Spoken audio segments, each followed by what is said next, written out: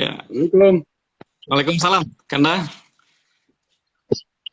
posisi handphonenya Ya, di. Oh ya, oke, baik. Terima kasih, Kanda. Ini ada Bang Abi Umar di Palembang. Terima kasih sudah gabung, Bang. hmm, Dan teman-teman lainnya ada ya. Kak Dina, dan nanti barangkali akan muncul lain. Baik, Bang. Apa kabar? Sehat, Bang? Alhamdulillah sehat. Sehat ya. Apa aja aktivitas sekarang, Bang? Di kampus, di Kuflet? Di Kuplet ini sekarang ini pukul 15.30 kita akan ada latihan untuk persiapan kemerdekaan. Oh, naskah Wisra Nadi ya? Latihan teater naskah Wisran Hadi ya. Iya, iya. Kapan rencana pentasnya, Bang Sul? Halo, Bang? Yuk, Ya, kapan rencana pentas itu kan? itu rencana kita pentas pada tanggal 9 November. Hmm, di mana rencananya, Bang? 9 November di rencananya di gedung teater Arena Musal Esten Prodi Teater Padang Panjang, Oh, Padang Aksi Panjang. Padang Panjang. Ya, sebelumnya sebelum Itu kan, melakukan apa tur tur apa ya, Bang? Tur di beberapa kota sebelumnya ya. oh ya, ya. Sebelumnya ada ke Aceh, ada ke Medan, itu rencananya begitu. Oke, baik, Bang Sul. Jam 13.30 tepat. Kita bincang-bincang seputar kegiatan komunitas seni Kuflet Padang Panjang. Jadi menjadi komunitas seni yang eksis lebih kurang 25, 25, 26 ya. 24 Jalan ya. Jalan 25. Jalan 25 tahun tentu penuh dengan suka dan duka ya. Kemudian prestasi kegiatan sudah sangat banyak. Kita review di tahun-tahun 90-an, Bang Sul, ketika Kuflet pertama kali tumbuh. Bagaimana ceritanya, Bang Sul? Dari Aceh, Padang Panjang, kemudian membangun Kuflet. Ya, silakan, Bang. Ini perjalanan panjang ini, Adinda. Ya. Eh, dari Aceh saya diundang oleh Pak Mursal Esten almarhum Profesor Dr. Mursal Esten untuk menjadi dosen di jurusan teater yang baru dibuka di ASKI Padang Panjang, waktu itu masih bernama ASKI. Lalu dalam perjalanan itu beliau meminta kita untuk berkenan menjadi dosen, tapi setelah 97 saya berada di Padang Panjang dengan membawa 5 rekan yang lain, akhirnya saya juga mendaftar sebagai mahasiswa. Justru saya mendaftar sebagai mahasiswa di tahun 97, karena tahun 97 itu pertama jurusan teater dibuka di ASKI Padang Panjang. Lalu dari Aceh kita ada berlima orang waktu itu, termasuk saya yang masuk teater, masuk tari satu orang. Jadi kita berenam semua. Ya. Nah, lalu ketika itu Pak Mursal meminta saya juga tetap menjadi dosen walaupun saya mahasiswa, maka tahun 98, 99 saya diajak untuk menjadi tenaga honorer di ASKI Padang Panjang waktu itu, karena kekurangan dosen, maka saya akhirnya sembari kuliah sekaligus menjadi dosen waktu itu, walaupun masih menjadi dosen honorer.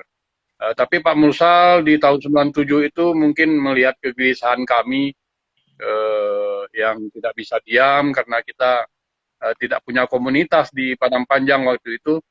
Lalu beliau memanggil saya ke ruangan direktur, ASKI namanya direktur waktu itu, kalau sekarang rektor. Saya dipanggil oleh Pak Mursal, lalu kita berbincang-bincang, bagaimana kalau Anda mendirikan komunitas di sini seperti komunitas Anda yang ada di Aceh. Lalu saya katakan, saya ini mahasiswa dan pekerjaan saya hanya menulis. Saya tidak siap bagaimana nanti biaya produksi, biaya latihan, biaya kawan-kawan berkumpul, itu saya belum siap karena kita masih sekitar baru 3 bulan berada di Padang Panjang waktu itu. Ya. Tapi Pak Mursal langsung menyatakan masalah biaya saya yang tanggung. Begitu kata beliau. Sehingga tugas Anda dirikanlah komunitas itu. Akhirnya kami mendirikan komunitas itu, termasuk beliau salah satu pendirinya. Begitu cerita kita hijrah ke Padang Panjang. Lalu Nah, ini di awal-awal komunitas Seni Kuplet memang kita lebih cenderung ke sastra ya. masa itu. Kita lebih cenderung diskusi sastra, bagaimana menulis sastra. Jadi arahannya lebih banyak ke sana. Teater hanya sekali-sekali waktu itu. Kalau saya melakukan produksi, hanya untuk produksi saya semata waktu itu, tapi belum siap kita untuk memberi pelatihan-pelatihan seperti hari ini yang alhamdulillah teater juga sudah menjadi rutinitas di Kuplet.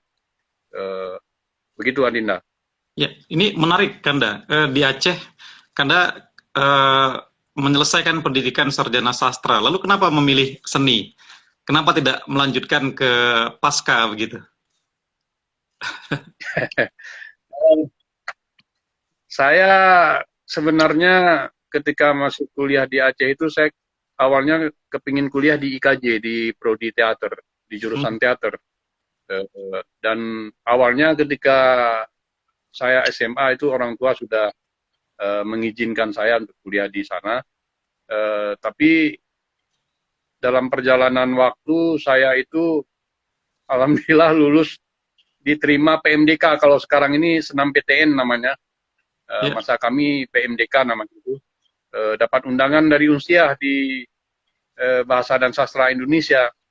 Lalu orang tua mengatakan, di Unsiah kan sama itu negeri, kualitasnya sama, ya sudahlah kuliah di Unsiah saja, kenapa harus ke Jakarta saja, ke Jakarta sana gitu. Itu yang membuat akhirnya saya kuliah di sana. Tapi setelah saya memilih ke Padang Panjang, nah ini mungkin inilah cita-cita saya yang tertunda dan saya harus menyelesaikan kuliah di sini di jurusan teater. Begitu Dinda. Baik, tadi Kanda menyebutkan ada 6 orang yang bersama Kanda ketika berangkat dari Aceh ke Padang Panjang. Nah, apakah ke-6 sahabat ini juga ikut membangun komunitas Kuflet ketika itu, Kanda? Dan di mana mereka? Tidak. 6 orang itu, satu di Tari, sekarang Marlina SSN, itu bekerja di Dinas Kebudayaan, Dinas Pendidikan ya, Dinas Pendidikan dan Kebudayaan, di bagian kebudayaan, kalau saya tidak salah. Lalu ada Darminta Suryana, sekarang jadi dosen di jurusan teater. Lalu ada Jamaluddin Sarip, sekarang di Aceh. Ada Sarul Sidik, menjadi guru di SMK di Aceh, tapi sekarang sudah almarhum.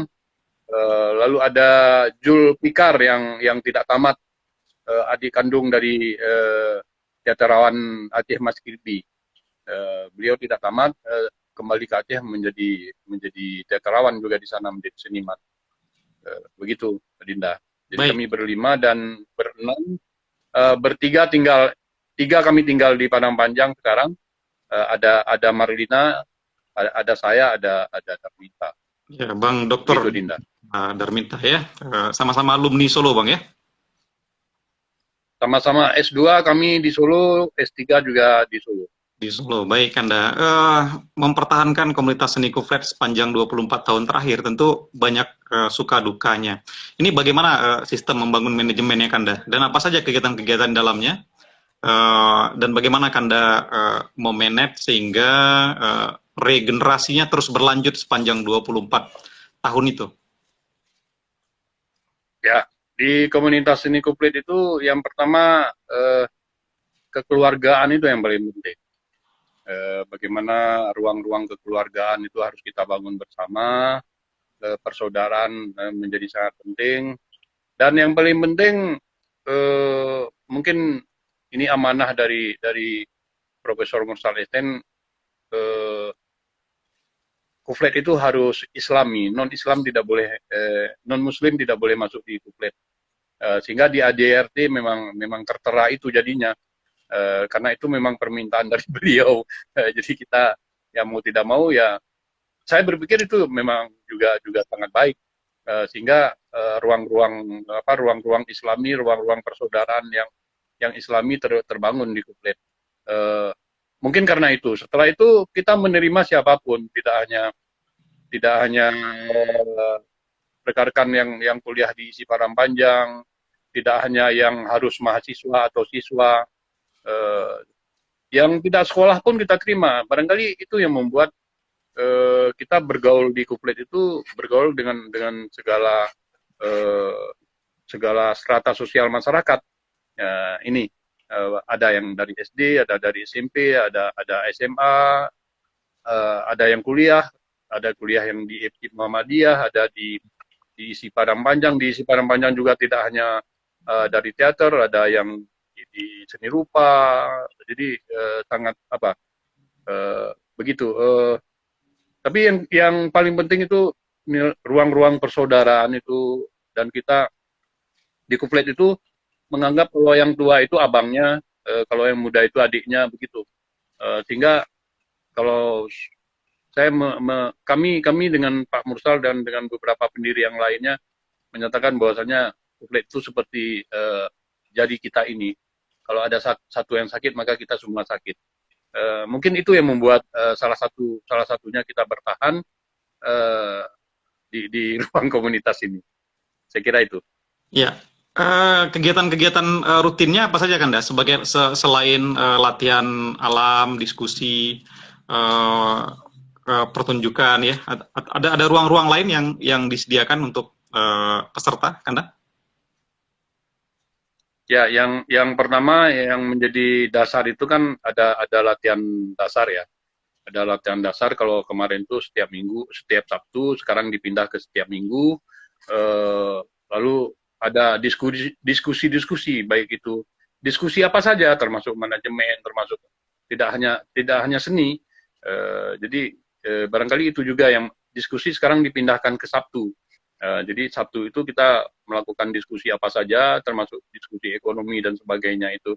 Tidak hanya di bagian-bagian seni. Kalau bagian seni tidak hanya teater, itu semuanya, tentu termasuk sastra juga dan segalanya itu, literasi juga dan sebagainya. Itu yang memperkaya adik-adik kita untuk menulis juga lebih penting, membaca dan menulis. Ini menjadi prioritas kita. Dan sekarang dalam 2 bulan ke depan ini adik-adik kita sedang diberi workshop untuk bagaimana mampu memainkan alat musik Bali. Ini sedang diberi materi oleh Pak Idewa Nyoman Sipunyuda, seorang komposer Bali, seorang dosen juga di Padang Panjang, dosen khususnya di musik-musik Bali. Beliau adalah salah satu yang paling kita harapkan. Nah, ini sekarang sedang dalam 2 bulan ke depan ini materi itu setiap minggu tuh, setiap Sabtu. Jadi ruang-ruang seperti itu, Adinda, siapapun yang datang ke Kuplet, siapapun yang ingin berbagi ke Kuplet, kita dengan hati terbuka, dengan tangan terbuka kita menerima rekan-rekan yang hadir, siapapun gitu. Ini barangkali yang sering kita lakukan kalau selain kegiatan-kegiatan rutin kita.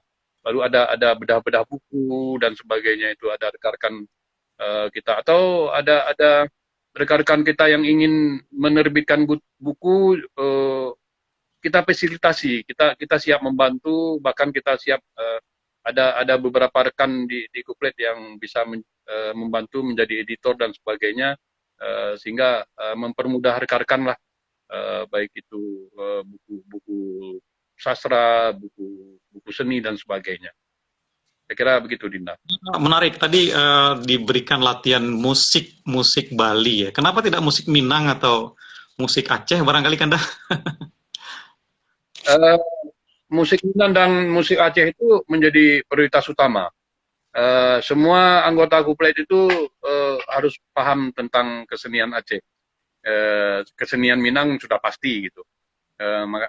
di anggota Kuflet itu rata-rata bisa bermain saman, bisa bermain sedati, bisa bermain didong.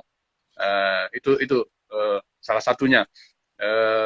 Terus ya kalau Minang sudah pastilah karena kita berada di rumah Minangkabau gitu. Dan kita tentu rekan-rekan harus makanya garapan saya kali ini juga berangkat dari lokalitas Minang. Kita berangkat mengambil kearifan lokal Randai. Dari Randai kita ambil ruhnya, lalu kita garap naskah lakon kemerdekaan itu. Jadi kita tidak hanya melulu Aceh, tidak hanya melulu mungkin garapan besok karena adik-adik sudah bisa bermain musik Bali, kita akan menggarap pertunjukan teater yang berangkat dari kearifan lokal Bali gitu. Sehingga kita tidak menjadi milik satu etnis saja, tapi apapun yang ada menjadi milik etnis Nusantara lah. Ya keinginan kita kan bagaimana Kuflet itu bisa menjadi laboratorium kesenian Nusantara. Itu sebenarnya keinginan akhir ya. Mudah-mudahan lah entah kapan lah ini bisa tercapai. Kita sangat punya keinginan begitu, sehingga benar-benar orang ingin melihat Nusantara ya bisa harus datang ke Kuflet, harus singgah ke Kuflet, ingin bisa mengetahui kesenian-kesenian yang lahir di sini. Saya kira begitu. Ya, baik, menarik sekali tagline-nya, Kuflet menjadi laboratorium kesenian Nusantara. Ya, artinya tidak hanya kesenian Minang, Aceh, Bali, tapi semua kesenian penting dipelajari dan menjadi salah satu produk karya seni di Kuflet, begitu kan ya? Ya. Ya, oke. Berkaitan dengan regenerasi di era-era tahun 2009-2010, saya masih ingat komunitas seni Kuflet begitu intensif melakukan pembinaan untuk penyair-penyair cilik sehingga terbit buku kumpulan puisi 3 penyair cilik ketika itu, Kanda. Apakah ruang-ruang seperti itu masih dilakukan hari ini, dan tentu kita berharap lahir buku-buku penyair-penyair cilik Padang Panjang lainnya dari ruang komunitas seni Kuflet, Kanda? Ada beberapa orang, tapi sekarang kita stop karena kondisi pandemi. Kita tidak mau kasihan juga nanti kalau anak-anak yang masih kecil itu bermasalah dengan pandemi kan gitu ya. Sehingga akhirnya anak-anak yang sedang belajar itu kita stop sementara. Mudah-mudahan kalau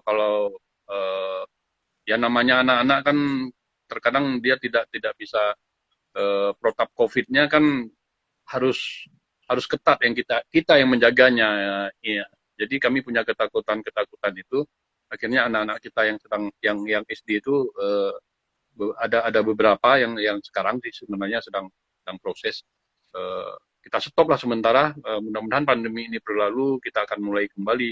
Dan memang Kuflet berharap akan muncul regenerasi penyair-penyair cilik yang muncul di Kota Padang Panjang.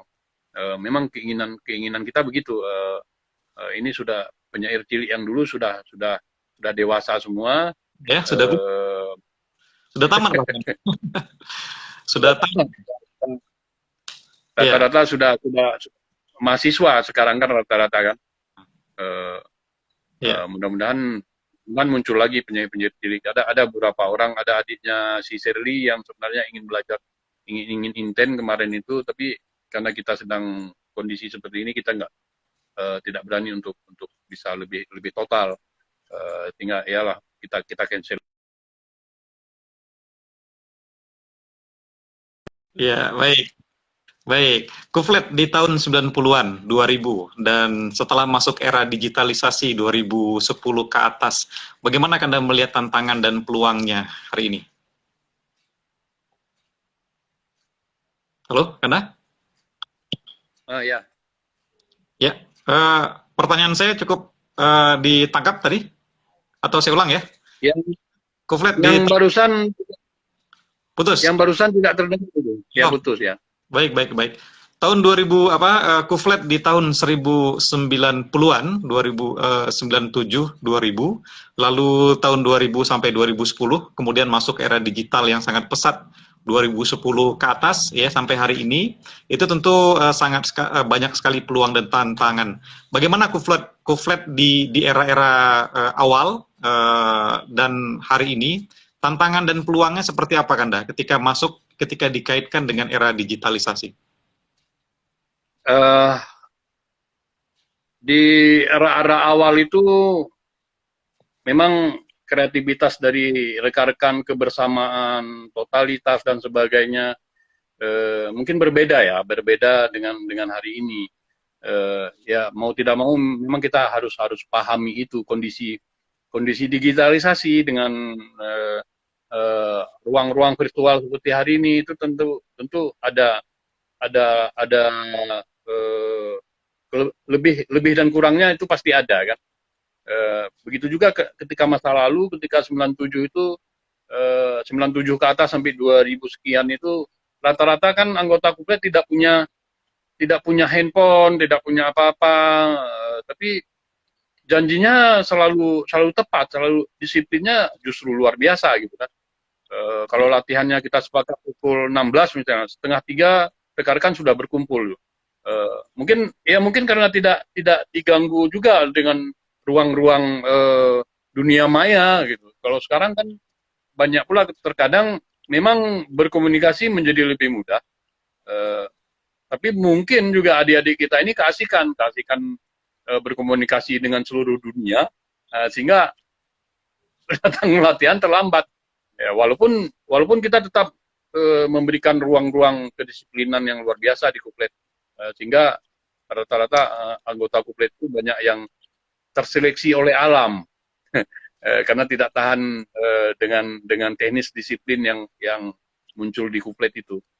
Kita tetap pertahankan itu sehingga adik-adik kita ketika selesai dari Kuflet dan mereka berkelana kemanapun, baru mereka rata-rata nelpon kita itu, Dun, terima kasih banyak ya Dun atas ilmu selama ini, kedisiplinan yang Adun ajarkan ternyata sangat berguna di luar sana.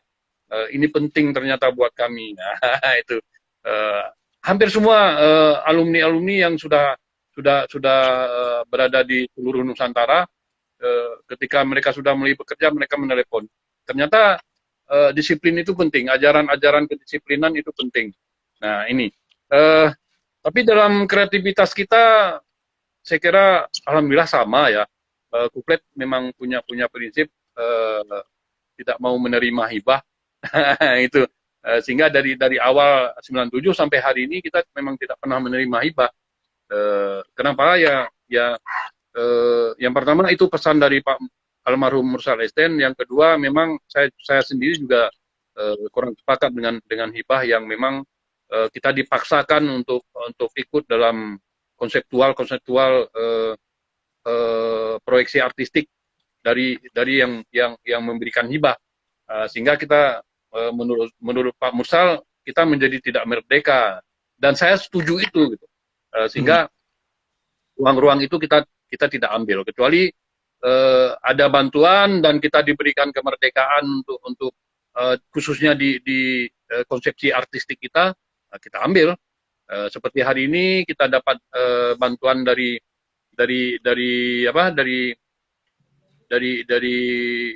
gelar karya budaya yang dilaksanakan oleh Yayasan Bumi punya Metron dan kawan-kawan, dan tidak ada harus begini harus begitu, diserahkan ke proyeksi artistik, diserahkan ke kita semua dan kita ambil gitu.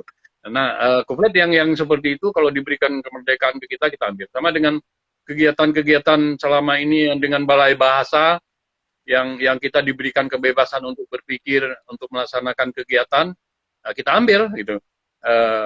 Tidak penting uang banyak, tapi yang penting bagaimana kita bisa bekerja sama dan kita merdeka dalam berpikir, lalu kita bisa menyampaikan pencerdasan kepada anak bangsa ini.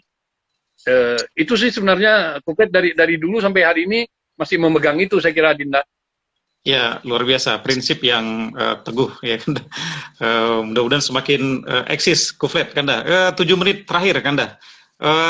Seberapa penting sebuah komunitas bagi pengembangan kreativitas peserta atau anggota-anggota khususnya di komunitas seni kuflet. Tadi Kanda katakan bahwa setelah mereka menjadi alumni, komunikasi itu tetap intensif, mereka masih mengingat kuflet sebagai ruang belajar di awal-awal mereka mahasiswa atau pelajar. Nah, banyak sekali yang ketika mereka berhadapan dengan ya barangkali kritik di luar karena tidak teguh, kakinya tidak kuat, akhirnya balik kanan. Tapi di komunitas, di kuflet khususnya mereka terlatih untuk menjadi batu karang, begitu bahasanya. Bagaimana menurut Anda? Ya, itu saya kira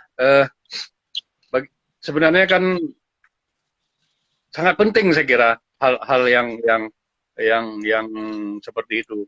Bagaimana ya di kuflet mereka tentu belajar manajemen diri dan sebagainya. Ini yang menjadi penting buat semua anggota, baik yang baru maupun yang sudah senior maupun yang sudah alumni. Apalagi yang sudah alumni, tentu mereka punya kenangan-kenangan ingatan yang luar biasa terhadap kuflet. Bagaimana mereka melakukan pertemanan di ruang kuflet, di rumah kuflet itu siapapun yang datang. Adinda kan tahu itu ya.